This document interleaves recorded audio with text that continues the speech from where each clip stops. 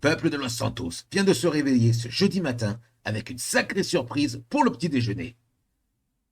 Alors qu'ils s'attendaient tous à avoir une équipe de mairie commise d'office suite à une absence de candidat, les citoyens ont eu la surprise de voir une affiche de campagne électorale d'un nouveau candidat être diffusée dans la nuit de mercredi à jeudi. Et ce n'est pas n'importe quel candidat, puisqu'il s'agit tout simplement de M. Jack Harper, l'ancien adjoint du maire de la précédente équipe à la mairie du Sud.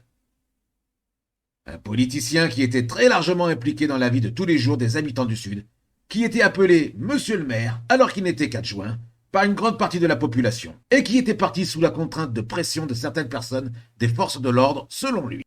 Jack Harper a ensuite sombré très rapidement, dépressif et abandonné de tous, en devenant SDF. Nous l'avions alors rencontré par hasard sous un pont où il vivait à l'époque. C'est dommage que j'ai plus mon chien. Je vais te dire. Il crevait la dalle, il est mort de faim. Dis-toi qu'il est mort de faim. Je leur demandais. Tu sais que pendant 3 jours, j'ai arrêté de manger pour donner à mon chien. Et que ces connards là, personne n'est venu l'aider. J'étais tapé chez le vétérinaire de l'autre côté de la rue. Ils m'ont envoyé chez. Ils m'ont dit on le soigne pas, vous avez pas d'argent. C'est vraiment un système de merde. C'est un homme pimpant, requinqué, motivé et ayant a priori une grosse revanche à prendre sur tout ce qui gravite autour de la corruption et de l'abus de justice que nous voyons apparaître sur cette nouvelle affiche de campagne électorale, qui surprendra alors ce jour de nombreuses personnes certainement, dont une grande partie semble particulièrement heureuse et ravie de le voir ressurgir dans le monde de la politique, tel un phénix renaissant de ses cendres. Bonjour monsieur, que pensez-vous de cette annonce surprise d'un nouveau candidat à la mairie du Sud?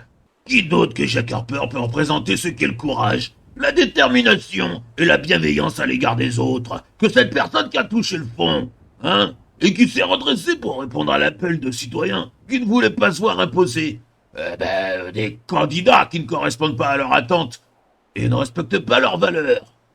Très bien, et vous semblez donc connaître M. Harper du coup.